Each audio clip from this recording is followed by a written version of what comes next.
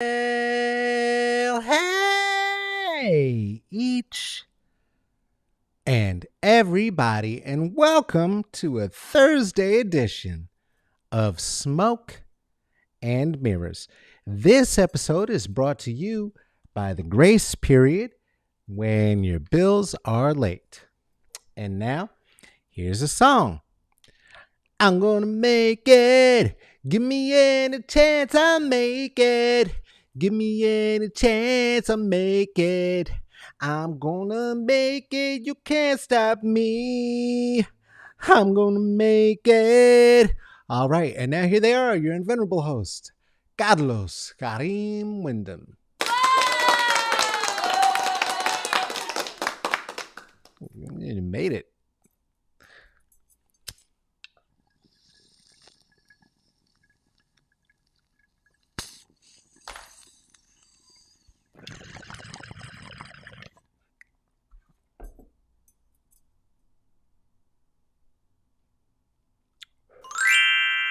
Hello, it's Thursday.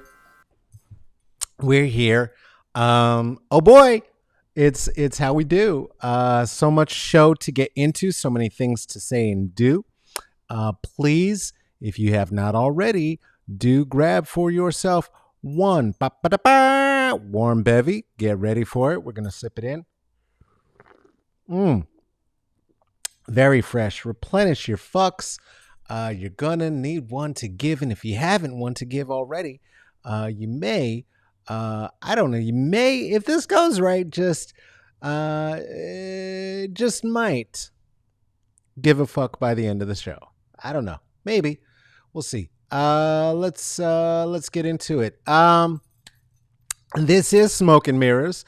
If you're here on purpose, you know that. If you just stumbled across this and you're seeing this right now with no context, then you probably are not here for very long. But if you love what we do and you'd like to donate and keep us going, there are so many different ways to do that. The first way is to just donate a like, a share, or a subscribe. Leave a comment in the post, especially if you are out there on the YouTubes. If you would really want to drop 5 on it, go ahead and do that at the Venmo at Carlos-Wyndham, at the Cash App at $CK Wyndham, and at the PayPal /me.CK Wyndham. If you absolutely love us, if you want to take us home like a Basquiat, become a patron of the arts, go ahead and do that.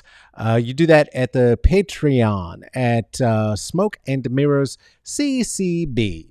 CCB, of course, is for the comedy, the culture, and the blackness. That's what you could do. You could also be a patron of the arts by purchasing your very own digital copy of And We Ride, the premiere album, full-length LP, studio style by Wallace, fronted by the one and only Aaron Wallace and myself.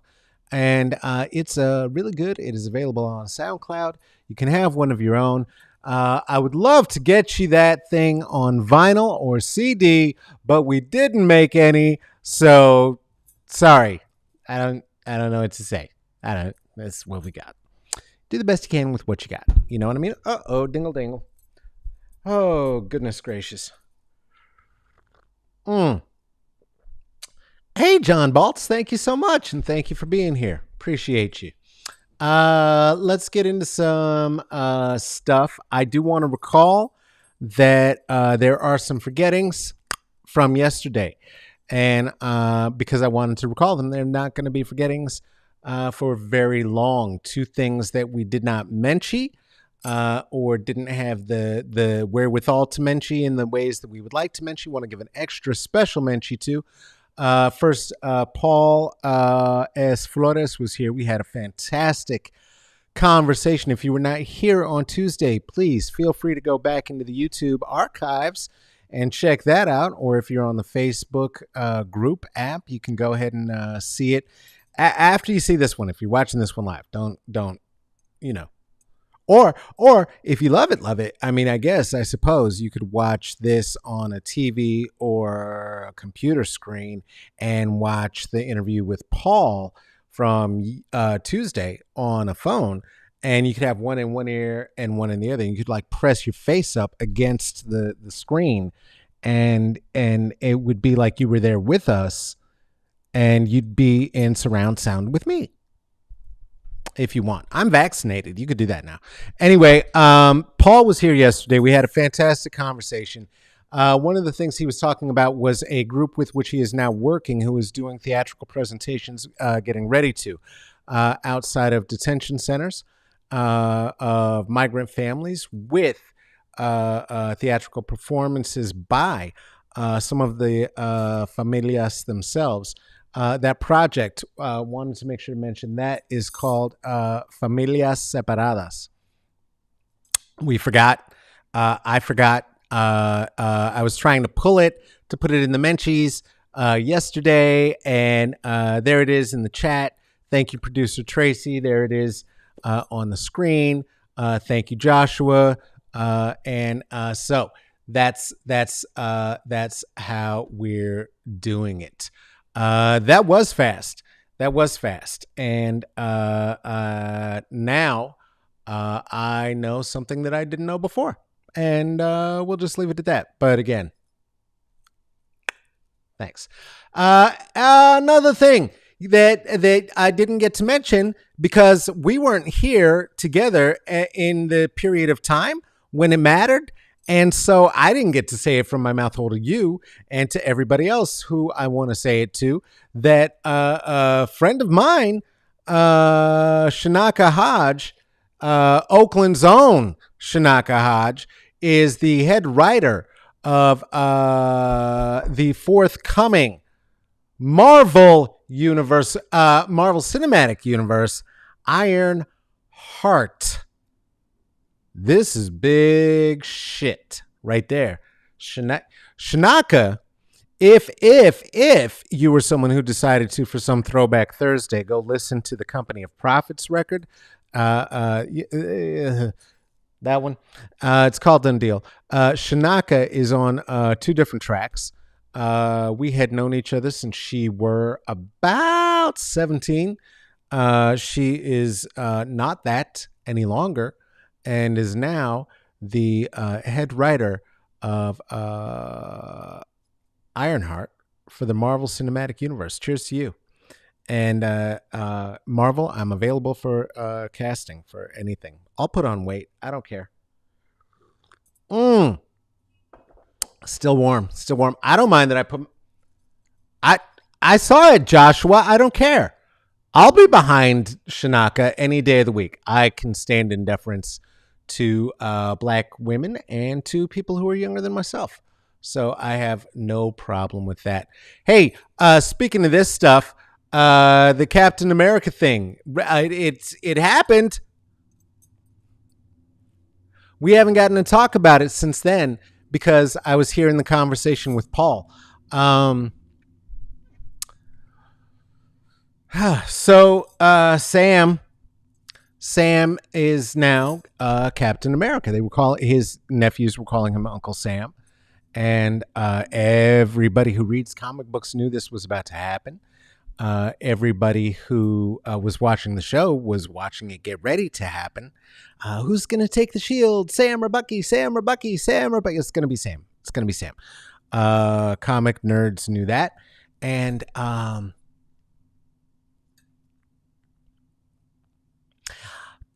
I don't, I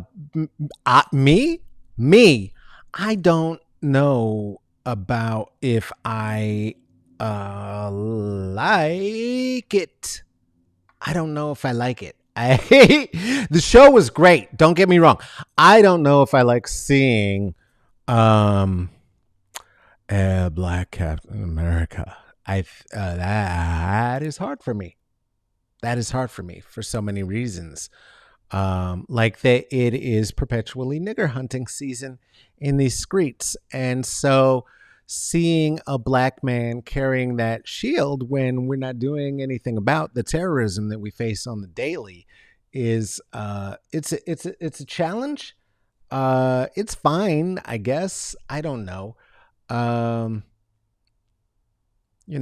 So there are some people who didn't watch, who don't read comics, rather, who did watch the show, who were saying that they had curiosity about the colors of the outfit and why the white was on top and why did it look like that and couldn't it have looked cooler given that he was in Wakanda? Well, no, because in the comic books it looked like that, which is like that.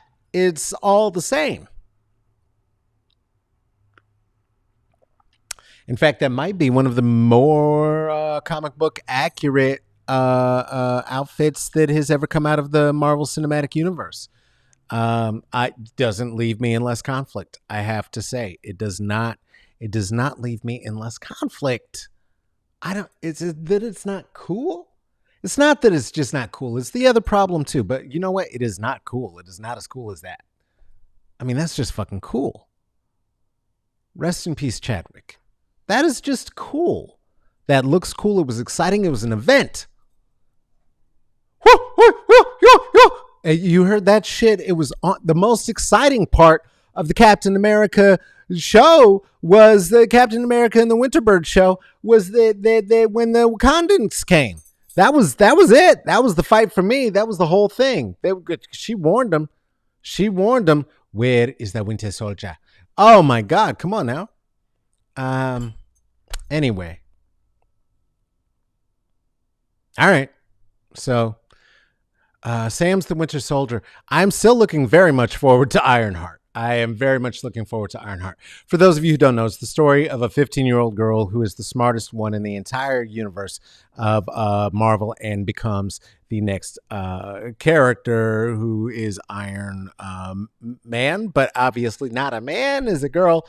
And they tried to make it less misogynistic than calling her Iron Girl, but Ironheart is not too far off the mark of that. Yet it is a black girl and she's 15 and she's a genius. And Shanaka Hodge is the head writer and she's a genius and it's going to be great.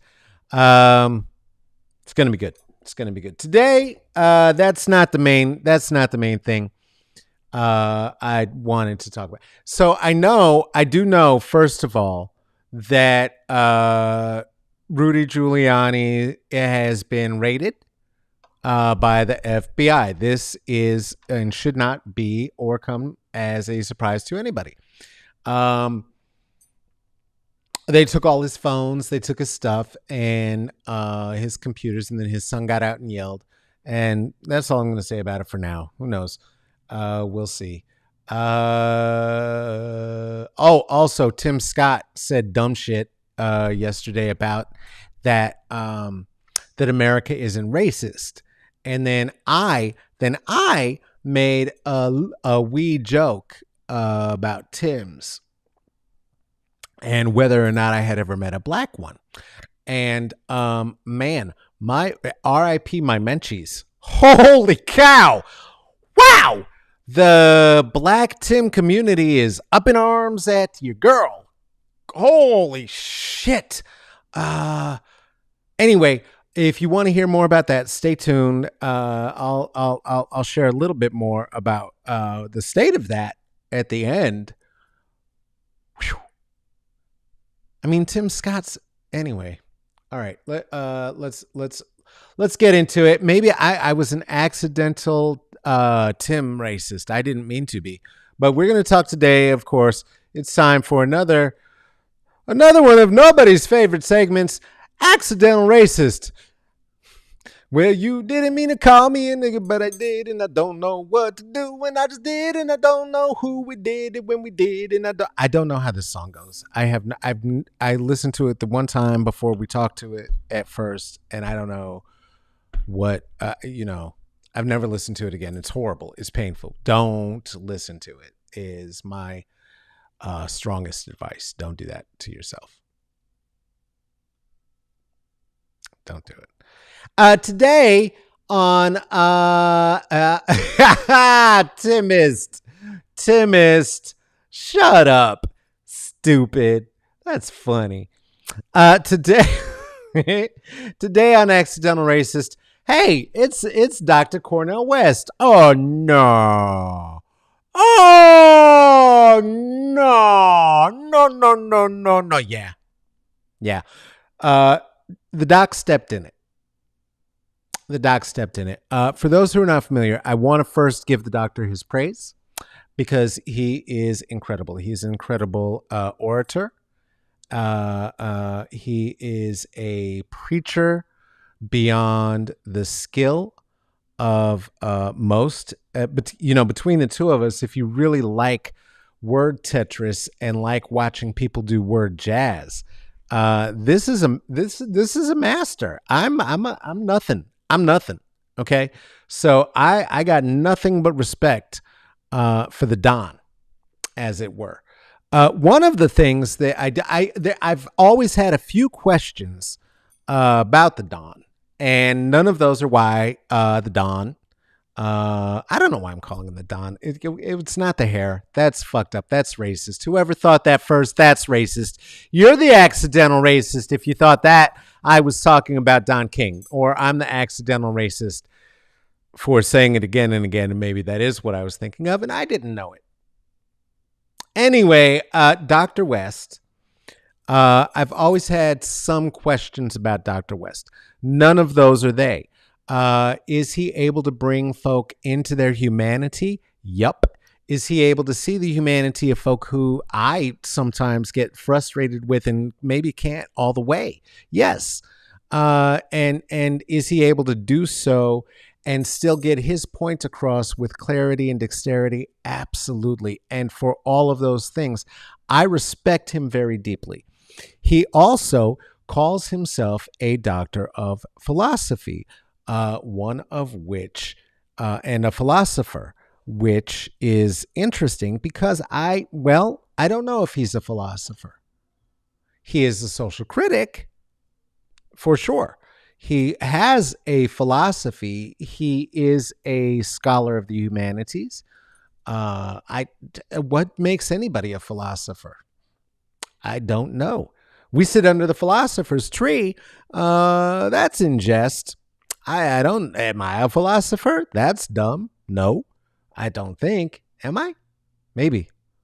Oh shit. Am I? Joshua, would you look up philosopher? No, just later. Put it to the side for later. You know what? We might have to edit this part out. Okay. He also says that he is a communist. I would like to suggest that it is hard for me to believe that a communist only wears 3-piece Armani suits and drives a Ferrari. That doesn't coalesce for me. The idea that you're a Marxist materialist and that you're doing that, it doesn't coalesce for me. I'm not saying that you shouldn't have a Ferrari or nice clothes or a nice suit. That would be dumb and hypocritical. What I am saying is that to call yourself a communist philosopher whilst you are starring in Matrix movies and making records with Chuck D is maybe at odds. Maybe not. I don't know. What do words mean? Would you please look up communist? Joshua, can you be a communist like in your brain mostly, but not a practicing? Could you be like a non-practicing communist, like a non-practicing Jew or something? Is that possible? Well, I mean, I'd like to think I'm a communist born into a consumerist capitalist society, but I don't know if that's even the thing I can actually do. I think that if you live in a place that is communist, that sort of makes you one in practice. And then if you live in a place that is a consumerist, capitalist, white, supremacist patriarchy, it sort of makes you a practitioner of those things by practice, whether you want to or not, sort of the way it's a racist society and everybody's a racist, whether they want to be or not. Yeah, the white people watching now too. Yeah, everybody. I don't know. I'm still calling myself a cannabis communist. I'm going to do it. If he can do it, I can do it. So never mind. Take that off the table too. The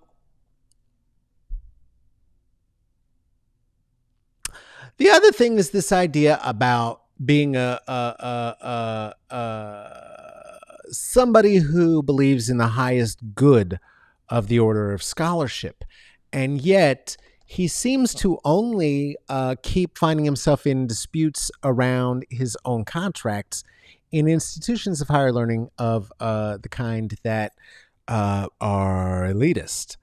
And well, that's you don't if you go to teach at a community college, you don't need to worry about tenure anymore. And then that's not an issue.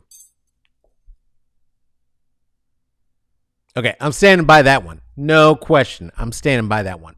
So there are other avenues. If a teacher and a communist and a philosopher he wants to be, but that's not even the thing I wanted to talk about with him today. Is that he's now opining on what's happening at institutions that he neither attends nor teaches at, nor where he teaches, nor at where he teaches, nor at where he teaches at. He don't teach there. He's been talking recently about what's happening at Howard University. It seems that Howard University, which is a black school, HBCU, historically black college and university, it has decided that it doesn't want to teach the classics anymore. And in terms of having a department, it's going to de-departmentalize the idea of the classics.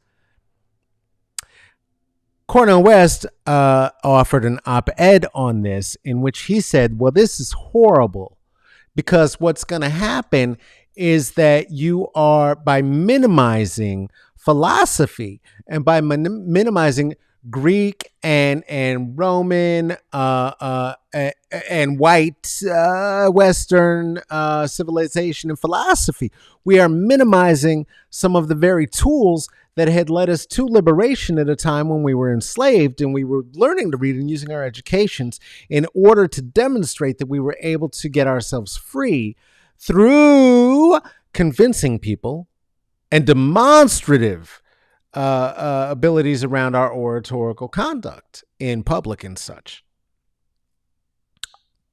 Fair point. Other counterpoint that is that they are not saying at all that they are not going to teach that Greek people existed or that Rome existed or that Milan exists, nor are they going to stop teaching the classics as such. In fact, what they said is they're just not going to have a department. So it is a place that that you don't need to then start worrying about the jockeying. You know, you don't need to start worrying about the jockeying. And no, certainly I am not suggesting that community colleges don't have tenure. They do. And I am not suggesting that teaching in a community college is not going to lead to the same sorts of academic jockeying and the publish and perish concept that does happen so often. What I am suggesting is that if you're going to be connected to the community, you can do so at a community college, and that this professor in particular is very likely to get tenure there very quickly. Not a thing he would have to worry about. At Howard, he probably wouldn't have to worry about it either. Also, he does not. It's not his business what is happening there, except that he was worried about what it would mean, the children. And also it matters because this is how Frederick Douglass, our brother, was able to free himself and prove to himself, to the abolitionist community, that it is a black man who can be free and has one of the most important oratories ever given on the 4th of July. Do we want to deny that? Is it impossible? The Duke Ellington could become a classic as well. Could Chuck D not also be seen as classic in its own sense? And of course, the sisters Maya Angelou and Toni Morrison. And yes, but except that's not what is meant by the classics when they say the classics. That's not what he's meant at all. In fact, I'm gonna just pull this up real quick.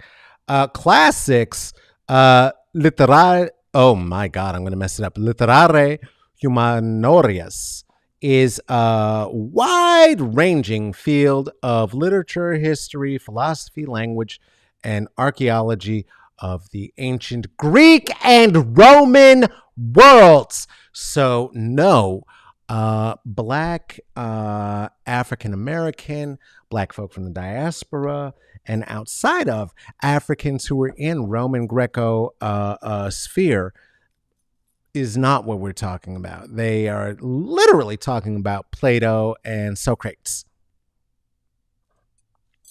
I mean, it's what they're talking about. It's not. I didn't do it. I didn't say it. They're also talking about art. They're also talking about art. I mean, we can talk about art. Art matters. Art's good. You learn things, but he's trying to fuck with Howard. Howard, that seems incongruous to me. Howard, where Chadwick gave a commencement speech. Rest in peace. Wakanda forever. I don't know. He still just looks so much fucking cooler than Captain Falcon Americas. I don't. What the hell does he remind me of? I don't know. I'm gonna get it. He reminds me of something. Anyway, ancient Roman Greco art, for instance, they could look at that, and when you look at that, see the representations of what was happening in Grecian culture and Roman culture. But of course, pieces like this are not very often what are presented when we're talking about that. That looks very African. In fact, yes. Much more like this. This is much more what we're talking about when we're talking about the classics. And where's his nose? Where's his nose? Hello? What? Are you serious? Like with the Sphinxes? Why? Oh, right. Because Grecians aren't fucking white. Yeah. No, never have been. That's bullshit, and don't believe it. It's some nonsense that they try to teach us. Again, if we're talking about Western civilization and you start talking about Roman Greco society and you don't acknowledge the fact that Romans and Greeks aren't actually white, if you've ever been to Greece, you would know that very, very quickly. That this starts making a little bit more sense, especially when you consider the fact that when a lot of the statues that had come over for the museums were stolen and put on display for the museums, that much of the original paint had been washed off, and what was underneath was marble. The marble, of course, was white. The white supremacists and white people here decided, well, of course, that means that the statues were white. This proves that white people are the best, and that's where all of culture comes from. So let's repaint them, make them exactly like they were, paint those curly locks blonde and the skin pink, because that makes a lot of sense for folks living in the peninsula right next to Africa in the Mediterranean.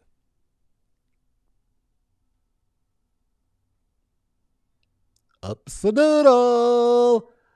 Oops-a-doodle.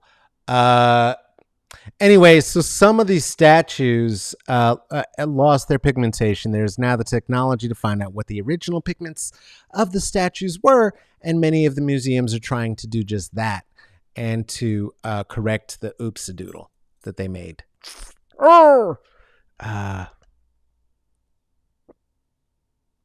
Yeah, because if you painted those curly locks black and brown, and you painted the skin a little bit brown, and in some cases very dark, Nubian, black, then suddenly it takes a different look. These marble statues, evidently, the museums are discovering something else we got to talk about. Hey, Joshua, God damn it, that's not even funny. Really? Right over my face? Come on, we're not doing dick jokes. Stop, please. Come on. All right, thank you.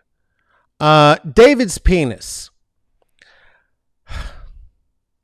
Have you ever looked at this giant Roman Greco god and wondered why Michelangelo's David would have such a built physique and such a less than impressive schwanz? Well, there's a story to that too that's got something to do with white supremacy. I mean, look at how big the statue is. Look at how tiny the junk is. The way that worked is that back in the day, it was thought, after having seen the size of what was happening in the downstairs fields of folks of many African nations that had been invaded, that if you had a lot of penis, that also equated to you being a savage. And so therefore, if you were going to show your intellectual prowess, then you would want to de-emphasize the size of your penis. And so they intentionally gave David a baby dick so that he would not look like a savage, which again is an African or a Nubian, as they were then calling them.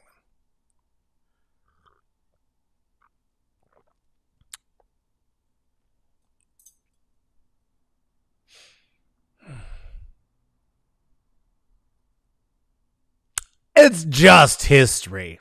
I don't know. Seriously, what the fuck does he remind me of? That it's really bugging me. Like a red, white, and blue rocket. Something. I don't know. Anyway, this is not the first time that the idea of the classics has been interrupted by black people. Jean Mescal. Cut it, Joshua. Cut that. I don't even want to talk about this now. Fuck it. Huh? Okay, I'll do the story. I'm gonna smoke.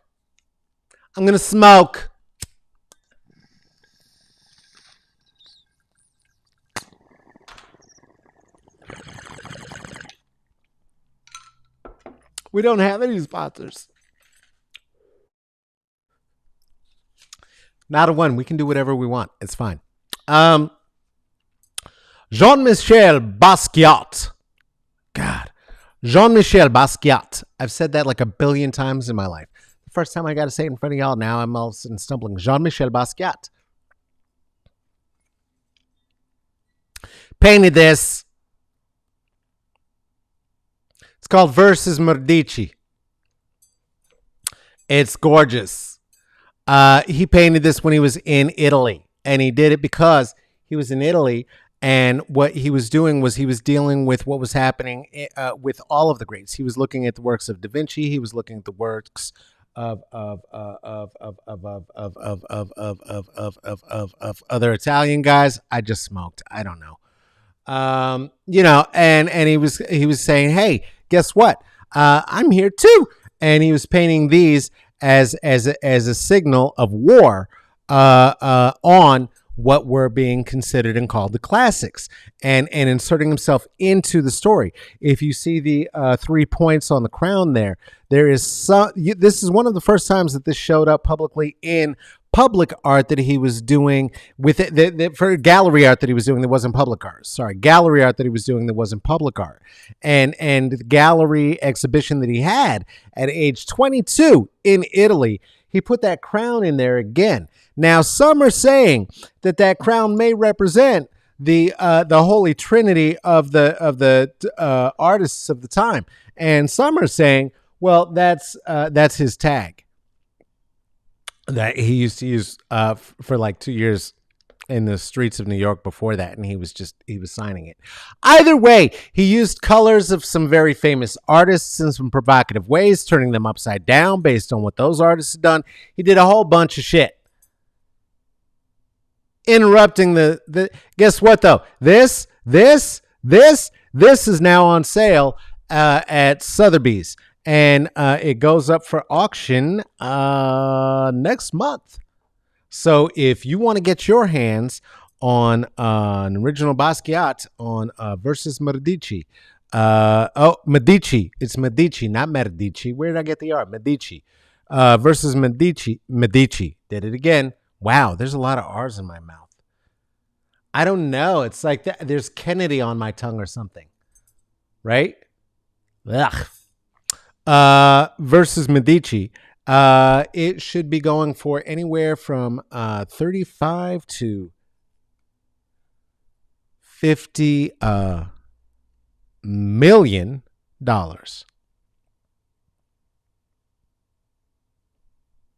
What's a classic now? And guess what else too is that it was an answer to Rome. It's not Rome itself. See, because if we keep using the tools of the people from the past to do the thing now, like that was impressive because he was challenging what was happening in contemporary art, right? So if you were to do something like, I don't know, be able to imitate everything that Basquiat had ever done, I mean, that's kind of cool, except what are you really contributing to the conversation?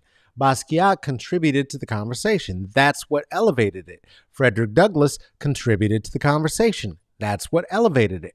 Frederick Douglass contributed to the conversation by using the tools that the master had given him and using them against the master in order to elevate himself. He also was an aspirationalist who wanted to be rich, and he made himself very, very close to white people, including the white woman he married. He did also marry a black woman, but the black woman was primarily a servant in his home, and he was primarily known to go around town and do all of the fancy shit with the white lady. So I guess all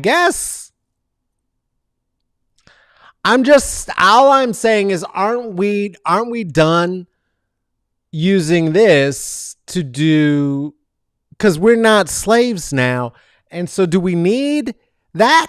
I mean, I can't write in calligraphy. My daughter can't write in cursive. She can type just as fast as I can and doesn't have to do all of this shit that I went to class for. She does this shit and she's typing as fast as me. Why? Why do we gotta do what he did? Wouldn't it make more sense to learn what he did, that he did it, maybe some of his words, and then some of the words of the people who were inspired by him? I don't know. I'm just saying, is it really that important that every guitarist be able to play the same things that Robert Johnson and Jimi Hendrix played? I just don't know. I don't know.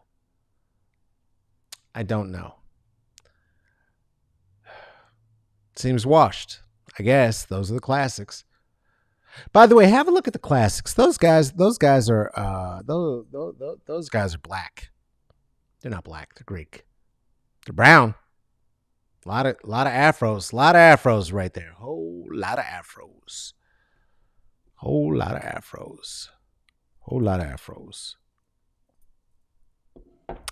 Anyway, I don't think that he meant to say or do anything racist. It's just anytime that we assume that what white people, what Western civilization, and what the classics have offered to us are the best of what can be had and the best that there is to be had of anything that there is, we are being de facto white supremacists, which makes us racist. So it's not,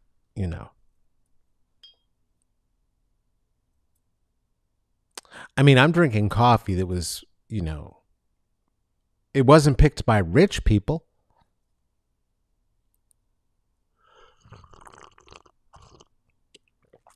I mean, it's free trade. It's co-op, free trade coffee. But my clothes were definitely not made by rich people. I mean, there are slaves. It's just, are we the ones who need to learn? I don't know. We're wage slaves. Some Marx and some Lenin might not hurt anybody, perhaps.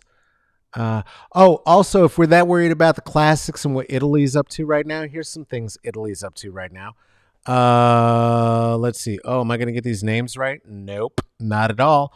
RAI is a station in Italy that brings us Tel e Quel. It's a singing competition in which for the past 20 years, contestants have been showing up in blackface. RAI has decided this year that that is no longer to be done, and they apologize. Also in game show host apologies in Italy this week, Michelle Hunzinger, model and actress of Swedish and Italian descent, was making racist mockery of Asian faces by pulling upon her own. She has since apologized.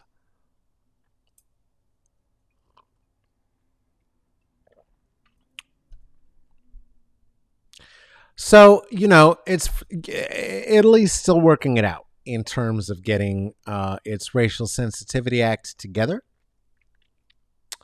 And so maybe we can let go of the idea that that's the epicenter of all humanity. I don't know. Maybe. Maybe. The fuck does he remind me of?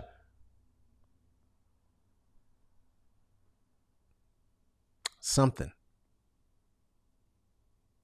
Oh, shit. You know what it is? Bomb Pops. Reminds me of a bomb pop. That's what it is. Yeah. I got it. Got it. I got it. I know. I got it. I got it. I got it. I miss when there was no traffic. I hope that ice cream trucks don't come back. I don't want to take anybody's job. I'm not trying to take anybody's job. I just hope ice cream trucks don't come back. That's what it was. I don't like it. I don't like it. I don't like the suit. I'm not comfortable seeing a black man in it. It makes me very uncomfortable. Like, look, let me tell you something. The picture right there, this one, I'm moving my hand the wrong way right there. I know what I'm doing. I know what I'm doing. I don't know what I'm doing. That makes me a little uncomfortable sometimes, right? This machine stops fascists and it's about the post office and the elections. That's as patriotic as it ever gets for me. So this is a little, the suit is as saccharine and sickening as is a bomb pop. I'm not for it. I'm not for it. I'm team Isaiah Bradley. I like that outfit. I like that outfit. That is hot to me. It's much more blue on top. Hardly any white outside of the star, right? That's a black Captain America outfit. The other one, blah, very saccharine. I'm not in love with it. I'm not in love with the agenda either, quite frankly. I'm not only team Isaiah Bradley, fuck it. I'm team Zemo. I'm team Thanos. I'm team Killmonger. You know what I mean? Half the population. Fuck that shit. There shouldn't be all these people with powers over and I'm superior to you and I'm superior to you. All this bullshit. And P.S., let's go ahead and weaponize all of the poor. Let's go ahead and give the weapons to all of the poor people. And let's begin with the Africans, black folks of the African diaspora. I think your boy had a point. That's all I'm saying. Shanaka's writing Ironheart. God damn, that's fucking cool. Anyway, Cornell West, I love you. Stop it. Shit, not only Magneto wasn't wrong, Magneto was right. But that was because humans are okay. All right, I see what you did there. Huh? Huh? Ah, ah, ah, ah. That's like the third intellectual trap your girl got caught in today. Look at Auntie slipping. Hmm. I don't know. I gave like a 2.5 hour engagement earlier this morning. I'm sorry. Brain's a little mushy. I don't know. Maybe I need some super soldier serum. I don't know what the fuck I'm talking about. Uh, that was a lot of dude talk. I like doing fan talk, but I don't like doing dude talk that much. So anyway, we're near the end. So here's something to kind of wash it out of your brain. Something to make it a little easier. And in your Thursday today. Yeah. Oh, one more thing. One more thing before we go. Tim. Okay. So, yesterday, a Republican, who is the nephew of Lindsey Graham, said a thing. Mitch McConnell. Don't at me, bro. Said the thing that this is not a racist country, and that the only racism he had ever encountered is from progressives and from the left.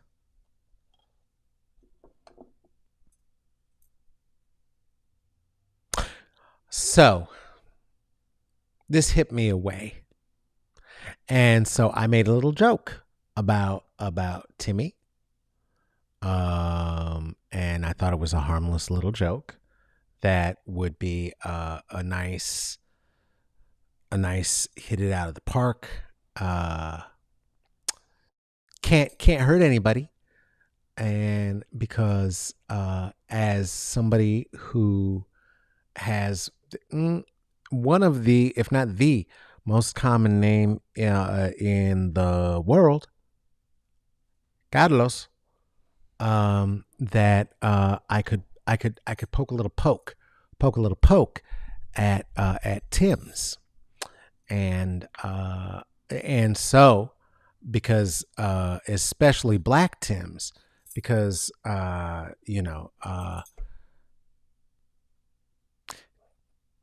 Tim Taylor, Tool Time Tim, and a lot of like white Tims in the world thought that I could just make a Tim joke about Tim Scott. And so what I had said is I said I never met a black person named Tim. And like some people liked it. I have 40 or 50 people like that a lot. I thought it was really funny. Hundreds of black people and black Tims and black people who are related to black Tims didn't find that funny.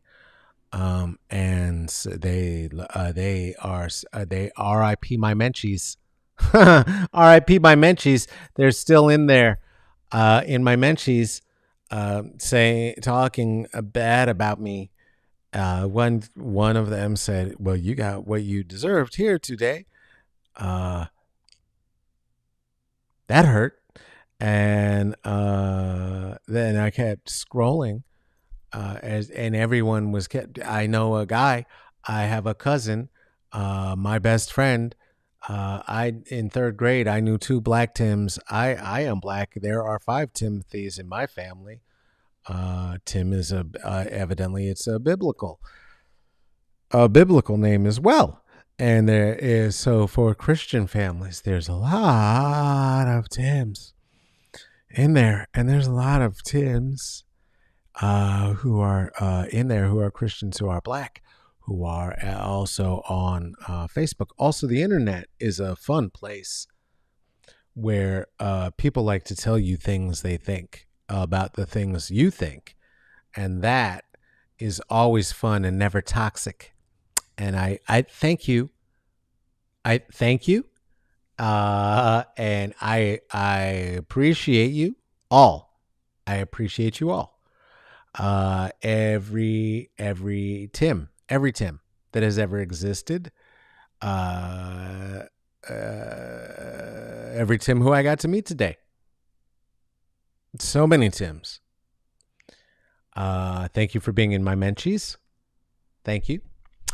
Thank you for being in my chats. Thank you for being in my DMs. Thanks for that. That's not toxic at all.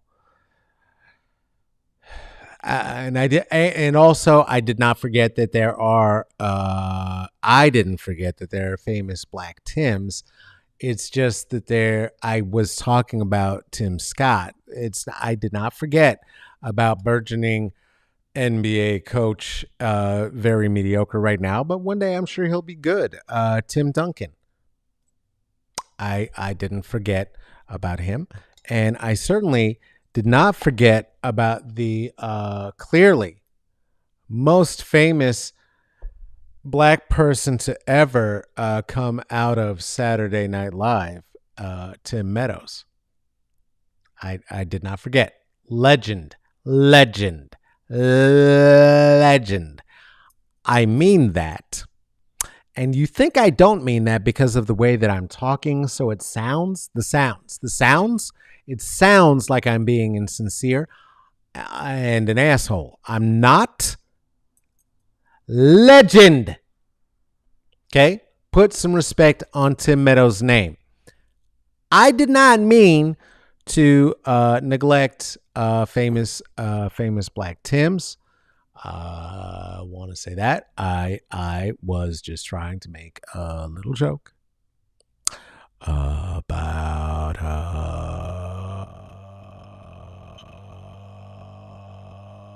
Tim with big teeth, who doesn't like or care about black people, including all of the black Tims.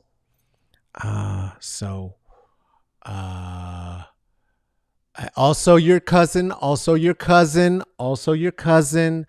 I am sorry. Your cousin. Anybody else who was in my menchies today, I apologize to you, your cousins, your fam bam, the black Tims in your life. Also, Marsha Warfield was in my mentions telling me about how there are so many Tims who are black. I'm sorry. Again, legend. I've been in your inbox, Marsha. Come on my show. Cuss me out for saying bad about Tims. I'm sorry, this is how we're meeting. Seriously, please come on my show. Also too, the one thing that I do want to say is that if we're going to be spending this much time defending Tims, that Karen Atia or Atia has a request as well, which is that we have a little care and concern for the name Karen, as along with it has come the disregarding of actual violence that is happening, because white women are committing acts of violence each time they act a fool and call the police on a black person for doing things like walking their dogs in a park or asking them to leash up or put on a mask. And it minimizes that sort of violence. And the other thing is that it does drag all Karens, including the black ones. So if we are going to be that protective of Tims. We're going to have to be that protective of the Karens, or we are letting our misogynoir show. This has been another episode of... No, seriously, Marshall Warfield, please come on the show. I'm so sorry. I love you. I love you. I've loved you since Night Court. I've seen you on all the comedian shows on HBO. I've loved you for years and years and years. And seriously, I would love to talk to you on the show. Please. Episode of Smoke and Mirrors. If you like what we do here, guess what? We would love to see more of you seeing more of me. How can you do that? So many different ways. You can join us on IG at Smoke and Mirrors CCB. That is Smoke and Mirrors CCB. That is for the comedy, culture, and blackness. You can also hear the words in your head instead of from my mouth hole. If you read them at Twitter, at Caballo Negrito. Twitter at Caballo Negrito. For the monolingual amongst us, Caballo Negrito means black Tims do exist. Caballo Negrito literally translates to mean, word for word now, this is the literal translation, black Tims do exist. Anybody who does not speak Spanish, go fuck yourself. You don't need to worry about what it means. Hey, if you have a thought, a question, a comment, a suggestion about a guest who might want to appear on the show, go ahead and hit us up at smokeandmirrorsccb@gmail.com. That is Smoke and Mirrors CCB, the C, and the B are for the comedy, the culture, the blackness. At gmail.com, Smoke and Mirrors CCB at gmail.com. And we will have a look at that. We'd love to see it. We love having you around. This is a thing that is produced and hosted by myself. What's my name? Carlos Kareem Wyndham. Why did I say my middle name like that just now? I felt like it. Kareem, I know how it's said. I'm saying Kareem right now. That's what I'm going to do. Carlos, shit, I can't even pronounce my first name. I'm doing the same thing I did earlier with the other people's names. Joshua, cut this part. This is an event produced and hosted by myself, Carlos Kareem Wyndham. Also produced so well by the one and only Tracy Tatamy. Okay, I guess that's about it. Take care of yourself. Take care of each other. If you go outside, it's still okay to wear a mask. You don't have to take it off just because Dr. Fauci said to. Everyone take your masks off now if you got a vaccine. If you got vaccines, don't be outside with your mask on, because otherwise Tucker Carlson is going to release his goons on your children's, and that wouldn't be very nice, would it? But if you don't have a vax, put on your mask. And if you do go outside, please make one of those stops to get your vaccine. When you come back inside, still wash your hands. We were doing the right thing before. You can still wash your hands a lot, and you can count the whole birthday song when you do it. Take care of yourself. Take care of each other. Squeeze someone you love. We would love to see you here next time. We will be here on Tuesday, and I don't know what we're doing on that day. So until then, oh shit, I forgot to say the why because we love you. All right, whatever. Bye-bye.